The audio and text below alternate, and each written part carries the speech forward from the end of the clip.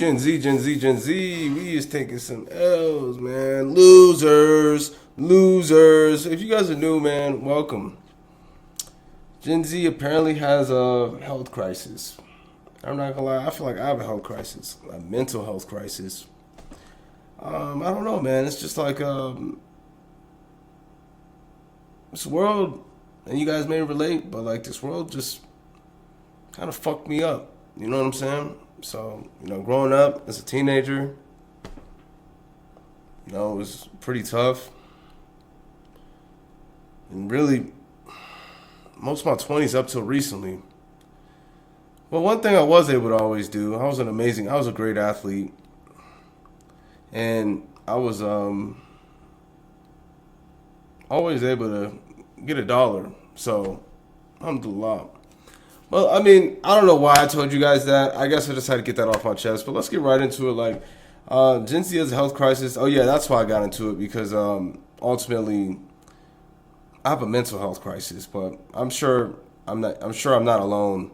And I'm sure the other person on the other side of the screen may ultimately feel me. So I just had to say that. Anyone who, is feeling alone, depressed, anxious, worried, all that stuff, look, you're not alone. So let's just get right into it. Here we go, up and out. 3 to 2020, obesity rates for children aged 12 to 19 years old jumped from 5% to just over 20%. The rate of early onset cancers, diseases that develop in people between 15 and 50, have risen 2 to 5% per year since the mid-1990s. And mental health, over half of Gen Z reports persistent feelings of depression and anxiety, almost double the rate of... Alright, now I don't feel so bad about that little tangent I went on at the beginning of the video, because, it's real, bro. I feel like our modern society is not... Like, humans aren't equipped to even live in a modern society. Like, we're not even supposed to do this, bro. Like, honestly, everything's just so played out, bro. When you think about it, bro, politics of everything, bro. Life is... Obviously, I think the number one rule of life is just that it's unfair, bro, from the jump. And it's crazy that people with the worst cards dealt to them somehow be able to, make the most and the best out of everything and ultimately are the most successful. Not always, because there's also people who also have, were dealt amazing hands in life and they actually worked hard. So that's like the best case scenario.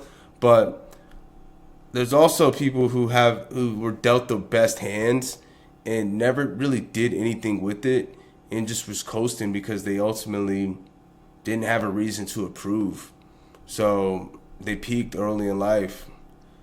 I don't know. I'm really going off topic, man. Previous generations. We live in an era with unprecedented access to health information. Our phones can track every step, calorie, and heartbeat. And yet, despite all this knowledge and technology, we are the sickest generation in history, at least since millions of people were dying from plagues. For how big of a problem this is becoming, it's not being talked about nearly enough. So today, let's talk about the silent war being waged against the health of millions of young Americans and even the entire world.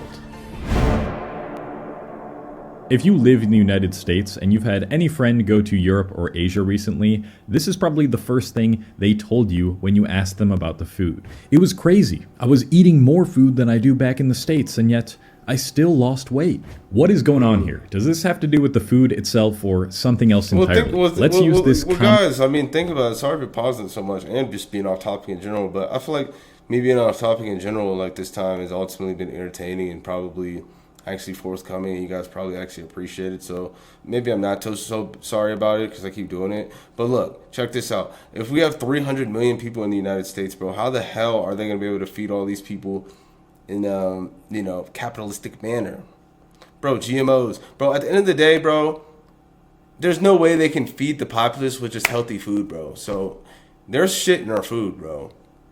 And it's America, so money over fucking everything, bro. Even people's livelihoods and health and all that shit. So an American anecdote to compare the differences in lifestyles between Americans and other countries and see what scientific evidence we can find. The first claim that people usually connect with this statement is that it's the quality of their food that makes it easier to stay healthy. But is that really true? Well, yeah, it kind of is, but it's just a part of the whole picture. If you're on the internet enough, you might have seen memes about the food dye Red 40. I may not show it, but an excess of commonly used food dye Red 40 really be giving me reproductive harm and cancer. I've been Red 40 maxing for 3 days now. I've been on a diet of Swedish fish and Kool-Aid, and I've never been healthier in my life. My urine and saliva now have a distinct red tint to them, more the latter, and my feces is the color and consistency of ground beef, which has been left out for a moderate amount of time. While this does raise awareness through humor, I don't think it underscores insane. the severity of the health issues that come from consuming food dyes. This review article titled Toxicology of Food Dyes does a good job at summarizing all the studies that have been done on animals and humans, and they found that all of the 9 currently US approved dyes raise health concerns of varying degrees. Red 3 causes cancer in animals, and there's evidence that several other dyes are also carcinogenic. 3 dyes, Red 40, Yellow 5, and Yellow 6, have been found to be contaminated with benzidine or other carcinogens. At least 4 dyes, Blue 1, Red 40, Yellow 5, and Yellow 6, cause hypersensitivity reactions, meaning that these dyes exacerbate symptoms of children already diagnosed with or predisposed to disorders like ADHD. And numerous microbiological and rodent studies of Yellow 5 were positive for genotoxicity, meaning they could have indirect effects on our DNA and brain development. In Europe, food companies are required to put warning labels on food containing artificial dyes, stating they may have an adverse effect on activity and attention in children. This has led many manufacturers to reformulate products with natural dyes such as beetroot or paprika extract. And in places like Japan and South Korea, many of these dyes are banned entirely, and they often prefer using natural alternatives anyways. So why is our country still putting it in our foods? And how is it not illegal to do so? Well, comes down to one thing: money. Artificial dyes make foods look more bright and colorful, making them more purchasable and attractive to the human eye. Synthetic dyes are also, you guessed it, cheap. Speaking of fucking played out, they even play out our food, bro. Our food ain't even fucking, the appearance ain't even real. Unfucking believable, bro. To produce than natural alternatives, are more chemically stable under heat and light, and they last longer too. All about those profits. Increase shareholder value and take the Red 40. That is your purpose. The FDA's justification for this practice is best illustrated by their description of Red 3 on their website. You see, the FDA has evidence that Red 3 causes cancer in animals, leading them to ban it from cosmetic products and topically applied drugs. But they say, quote, "The way that red number 3 causes cancer in animals, specifically rats, does not occur in humans, so these animal results have limited relevance to humans. Because these studies did not raise safety concerns, the FDA did not take action to revoke the authorization of red number 3 in food." Now, how they came to the conclusions that these dyes made from petroleum could cause cancer if applied to the skin but not ingested is up for debate, but I'm sure that there's something more sinister going on behind the scenes that is passing through these regulations. And until more research comes out showing undeniably that these dyes are causing rising cancer rates and brain issues, they're not gonna stop taking the cheaper, more profitable route. However, we've just begun to scratch the surface. Here's a rapid-fire list of additives and preservatives that are allowed in US foods, but not in other countries. Hold up. However, I'm no we've fucking just science geek, begun but to scratch I'm no the chemist. surface. Here's a rapid-fire list of additives and preservatives that are allowed. Alright, so we got potassium bromate, classified as possible human carcinogen, so cancerous, I'd assume. Hold up. out in U.S. foods. Alright, banned in most of Europe, Brazil, Japan. How come the rest of the world is banning this shit? But the United States is probably, bro. The only thing the United States is good for is, yes, making fucking money. It's probably the most corrupt fucking country in the... Okay, that's not true, but it's corrupt, bro, because, look, God isn't our God. This is our God. In George Washington, we trust. And check this out. ADA, we got a cryptocurrency on deck. I'm just, all jokes aside, banned basically everywhere but the United States. RBGH, growth hormone used to increase milk production. Linked to higher levels of IGF, which may increase cancer risk in humans. Banned basically everywhere but the United States. And probably the reason that what fucking chicks these days, bro, like by the time they're 13, they looking like MILFs. Alright, and then BHA and BHT, preservatives used in cereals, snacks, and processed foods. classified as reasonably anticipated to be human carcinogens by the U.S. Department of Health and Human Services, severely restricted or banned in most countries besides the U.S.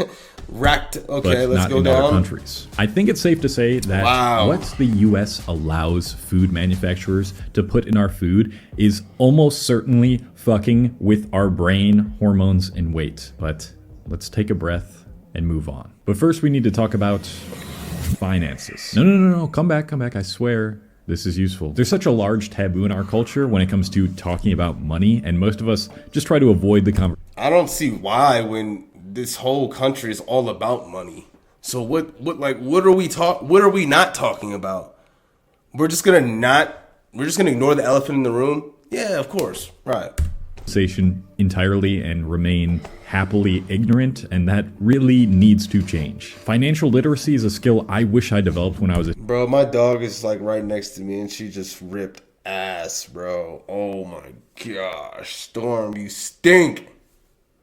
teenager, but frankly, schools just don't really give a crap about getting you prepared for that part of the real world. I'm always looking for good resources to share with you guys that cover topics you might not have too much knowledge in that would help you in your personal and professional lives, and that is why I want to talk about today's sponsor, Masterclass. Masterclass is an online membership. Hold up, bro. Hold up. Oh my God, you stink, bro. You stink. Oh. You keep ripping ass. Why do you keep ripping ass so much? My bad. I'm sorry I woke you up, but you keep ripping ass, bro. It's all right. Lay down, baby. It's okay. It's okay. It's okay. Thousands of lessons from some of the world's very best in almost every field, from personal development experts like James Clear and Ryan Holiday to business moguls like Ray Dalio and Mark Cuban. Personally, I've been trying to educate myself on investing more. While I do have a stock portfolio, I want to get more into value investing. So I've been watching the Mastering the Markets series on Masterclass with Ray Dalio, Joel Greenblatt, and Seth Klarman. What's been the most useful insight so far, I think, is how risk averse the most successful investors are. When we think of really good investors that have like billions of dollars, we might think that they took the biggest risks. All right, let's take a look at these two fountain drinks. The soda on the left is what is considered a large in the United States, anywhere between 950 to 1300 milliliters. And the soda on the right is what is considered a large in Japan, roughly the equivalent of a small size drink in the United States. Oh my gosh, bro. Everything ain't bigger in the United States. That can't be true. States. In most cultures in Europe and Asia, they value balance and aesthetics over volume. And you can see this played out with the entrees in restaurants too. When I traveled to Japan this past October, I was shocked at how often I felt like I was accidentally ordering the wrong size of food. I had been studying Japanese before the trip and thought I might have been using the wrong word when I asked for their large plate, because I'd end up with something more on par with what a child or teenager would be served in America. Something else that's a part of Japanese culture is the concept of hara hachibu. It's a Confucian teaching meaning eat until you are 80% full. It encourages you to mindfully eat, feel the food you are chewing, and consciously choose to stop before you are completely full, improving nutrient absorption and digestion. A stark contrast to the culture of stuffing our faces. Where's the you know Patrick, bro, off of SpongeBob, where it just that's us. I'm not gonna lie, I'm even guilty of stuffing my face, bro. But like, I'm even guilty of just just chewing and not even mindfully chewing, and not chewing slow, just to, I just be eating, bro. I'm not gonna lie. I mean, yeah, I'm guilty of that shit too. Until we can't walk. If you do a lot of traveling, something else you might notice about other cultures' connection to food is that there's much more of a social aspect around it. While large coffees, lattes, and 900 milliliter mocha abominations that can't even be considered real coffee dominate the grab-and-go ritual of caffeine in America, espresso culture dominates Europe, with servings often as small as 60 to 90 milliliters. The purpose of these drinks is usually to share them over a conversation with friends as well. And desserts? Dude, just don't even get me started on this shit. What is considered a standard serving of cake or ice cream in America can often be 2 to 3 times the recommended portion, with a slice of cheesecake sometimes exceeding 1,000 calories. In comparison, desserts in Europe are restrained to a small tart, a single scoop of gelato, or a petite eclair. And desserts in Japan are really well crafted and much smaller, which emphasizes how these sweets should be savored as a small treat and not 50% of your recommended daily amount of calories. So this is really what is happening when you travel to these countries. Even though it feels like you might be eating more meals and more desserts, you'll end up consuming less calories due to the smaller portion sizes, thus leading you to lose weight. Oh, and they aren't smothering their foods with tons of oils, butters, and usually emphasize the vegetables, which are very high in volume but low in calories, making you lose weight even though you technically are eating more. Holy shit, crumble cookies. Why is this in your food? Banana cream pie was baffling to me. I swear to God, this has 60 ingredients. Vegetable oil, soybean and palm oil, mono and diglycerides, yellow 5, yellow 6, soybean oil, titanium dioxide. It's banned in Europe, by the way. US caters to a culture of abundance and convenience. And that leads me right into another part of European and Asian culture that isn't even tied to the food: the infrastructure of the cities. Let's create a scenario in which someone from the US travels to a city like... So yeah, I'm already knowing, bro. So at the end of the day, like, the United States, the way it's built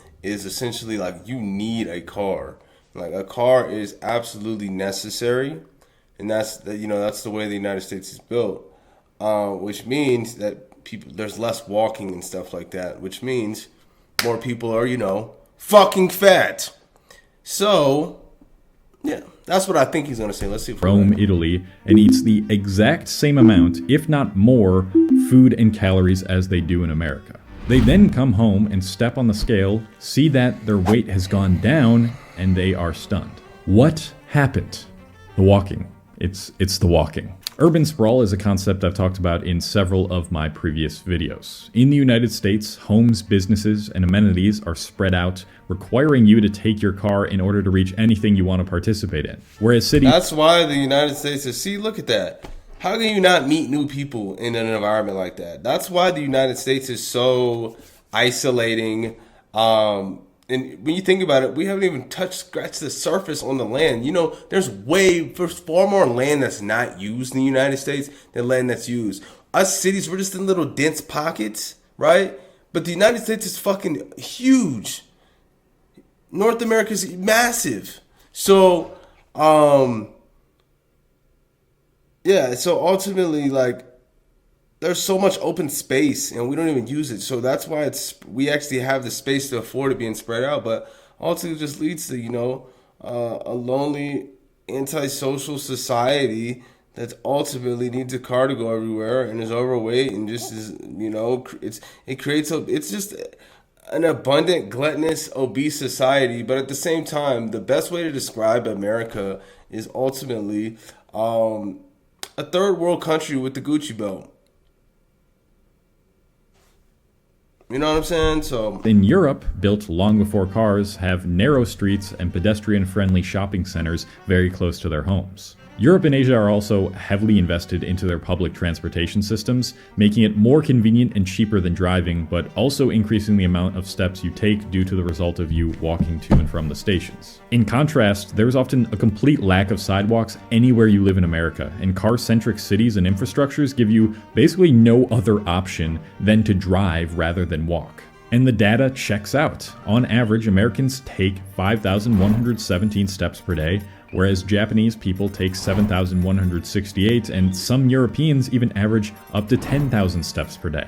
Walking is one of, if not the absolute best, low-intensity activity you can do. Regular walking has been shown to help you burn more fat, but more importantly, it greatly reduces your risk of dying from almost everything. The world's largest... Because at the end of the day, like humans, we are designed to walk long distances. Even run and run long distance too, hunter-gatherers. Like, we're designed to walk. Like, that's how we're built. So walking is one of the healthiest things you can do, low-intensity things you can do, honestly. Maybe more healthier than the high-intensity things, you know what I'm saying? Because at the end of the day, I truly believe, like, exercise is good for you, but when you be overdoing it, bro, I think it ultimately does shorten your lifespan. I do believe that. on walking showed that the risk of dying from any cause or from cardiovascular disease decreases significantly with every 500 to 1,000 extra steps you walk. And taking 12,000 steps per day was associated with a 65% lower risk of all-cause mortality compared with taking 4,000 steps. The conclusion is clear. If you want to live longer and be less fat, live in a place where you're not forced to drive your car just to hang out with your friends or buy food. But what if you can't do that? What if you're sucked into the American culture and infrastructure with no way out? A culture and infrastructure designed to make you more sick and fat that has made you more sick and fat. Well, your healthcare is not going to go a long way. Despite being one of the sickest countries in the world, and not in the good way. Of course, it's going to have to cost you literally. Here, hold up. Let me, and then hold up. And then might as well just my tongue too. Oh, here you go. Bro, absolutely sick. No wonder that Luigi guy is just praising as a hero for just blasting the United, that CEO. You know what I'm saying? So, hey, man, the healthcare system's just terrible here. American healthcare has the highest costs in the world, with per capita healthcare spending at over $12,000 annually in 2020. United States, bro, the greatest country. My fucking ass. The greatest country to make some money for sure. Other than that, though, absolutely not. This is a massive contrast to European and Asian countries like Japan, where universal healthcare is free for all citizens. And even if you do have insurance in America, the out-of-pocket expenses can be significant due to co-pays, deductibles, and surprise billing. But beyond the cost differences, the contrasting approaches to prevention and treatment of these diseases might be even more significant. A great example of this is the Metabo law in Japan. Though this might seem controversial to a lot of Americans, it's a law that requires local governments and employers to annually measure the waist circumferences of Japanese adults aged 40 to 74. Those who exceed the limits are provided counseling and support to adopt healthier lifestyles, and participation in these follow-ups is encouraged but not mandatory. Why is, it seems, bro, the Japanese are really far ahead, bro. They're like eons in front of us, bro. We gotta catch up, bro. I feel like the Japanese are way decades ahead of us, bro. While Europe doesn't have anything exactly like this Metabo law, they do a pretty good job at discouraging you from getting to the point where you have severe health conditions. For example, the UK has their NHS Health Check program, which offers free health assessments for individuals. Hold on, let me make sure something. Okay, we are. Because, bro, sometimes I be hitting record on OBS and it doesn't fucking... And sometimes I hit record and then it ended up not recording, and then I throw a fit and I throw my computer, I throw my camera, I break it, I throw my mic and I have to buy a new one, so... Aged 40 to 74 every 5 years. Countries like Denmark, France, and Hungary enforce laws to limit trans fats in processed foods and have introduced higher taxes on junk food. What do we get here? A prescription for a disease we already have that costs thousands of dollars to afford. The pharmaceutical industry in the US is a $500 billion industry, and there are no signs of it slowing down anytime soon. So do you see how insidious all of this is? They purposefully put artificial crap in our foods and give us bigger portions so that more of us are forced to pay out-of-pocket insurance and take prescriptions that treat our problems but never solve them. Look, I don't want to start sounding too much like a crazy conspiracy theorist here. And you're not, bro. That's the thing, bro. Wake the fuck up. You're not, bro. This is all by design, bro. All for this. We aren't people here. We are cogs. We are dollar signs. We are cattle. We're capital. Human capital. That's what we are here.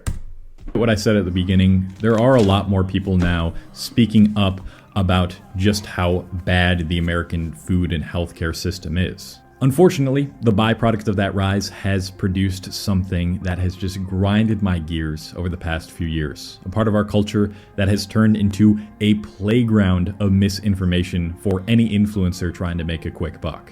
The insane world of diet culture on social media. Let me give you a perfect example of what I mean by showing you guys a video that I saw on my Instagram Reels today as I was writing this script.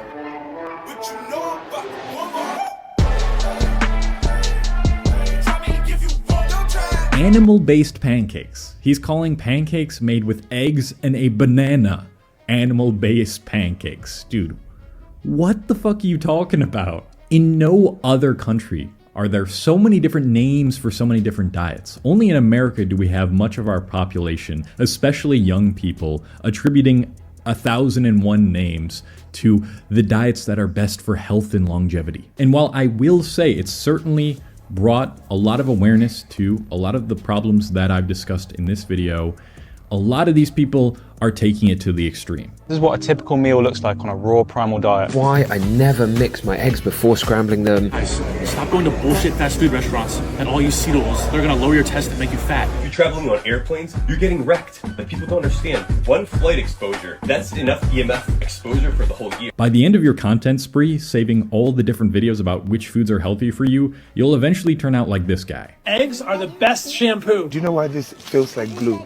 Because it's called gluten. Salad is not a health food. The problem is, the deeper that you delve into health and nutrition science, the harder it becomes to distinguish between conflicting findings. First, you'll have the extremists telling you that you can only eat plants if you want to be healthy, and meat is terrible for you. Then you'll have the opposite side of the spectrum, where carnivores will tell you plants are trying to kill you and seed oil.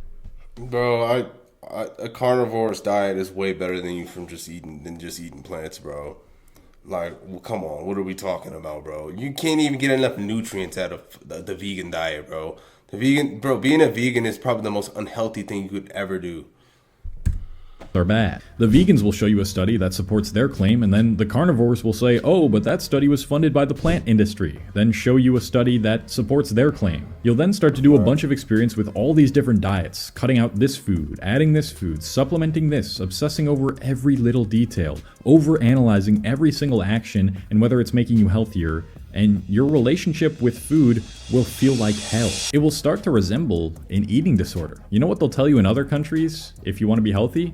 Eat a wide variety of whole foods, don't eat too much, and exercise. And with that approach, they're healthier than us. Who would have thought? It also blows my mind how whenever someone starts to eat a healthy, balanced diet in America, we call it going on a diet, when in almost any other country, I feel like that would be called supposed to be doing. Eating like a normal human. And unless you have some sort of serious health issue, like Crohn's disease, celiac disease, or the like, I think it does you more harm than good to completely eliminate a category of food from your diet. Regardless of where you stand, we've got to take the overconsumption of pseudoscience content out of the picture when we're talking about the obvious health issues that are occurring among younger generations. I could have talked about how Gen Z are taking more sick days primarily due to mental health issues. I could have talked about how the rise in mental health issues make it more difficult for Gen Z to want to pursue a healthy lifestyle. But all of these problems start with a country that is systematically designed to make you eat more, worry more, and move your body less. Regulations in our food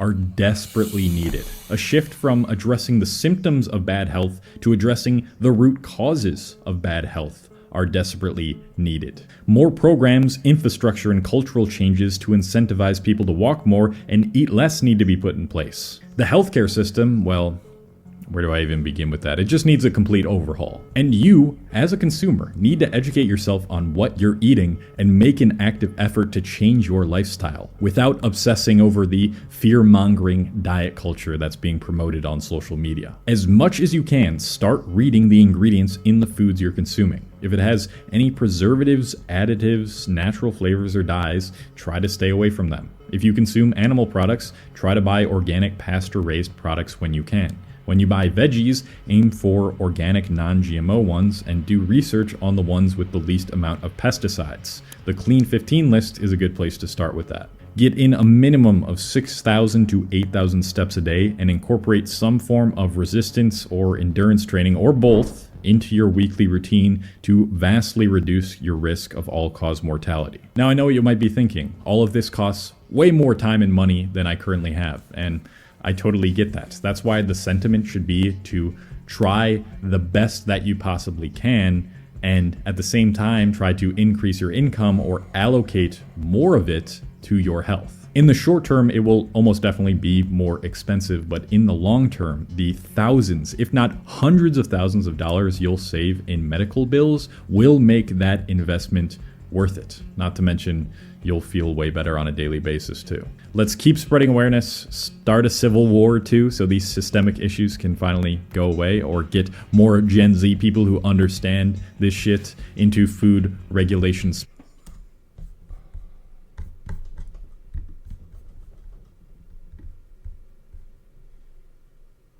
What gets me the most is how people know how messed up our food/health industry is, and nothing is changing. 100%. I'm French and German. Here in Europe, you will still get fat if you continue your high-fat, salt, sugar diet. It's true that in European countries, high processed food have less ingredients, but you will still be fat even if you are working in a job where you must move a lot. Some canned foods like tomatoes are even imported from China but labeled as Italian, where a lot of pesticides are used. After the EU regulations, it's legal to do this since the last step is putting the giants whatever. My mom and dad are morbidly obese. I have watched them go through fad diet after fad diet, one of which was so extreme that I limited them to only 500 calories a day and had them taking pregnancy hormone drops. Like, what the fuck? All right, man. I'm tired, bro. I've had enough. Bro, it's like that is kind of the nature of my channel. Just really conspiracy and ultimately just showing how cooked the world is, really. So America's healthcare system's fucked, as well as food, and ultimately the whole infrastructure and how it's built, and it's designed to ultimately keep people fat, and they can ultimately get prescribed things, pay money to just treat the problem instead of actually solve it. If you made it this far with my crazy ass, might as well just hit that subscribe button. It's your boy DD signing off. And plus, I appreciate it if you made it through my tangents, especially in the beginning. My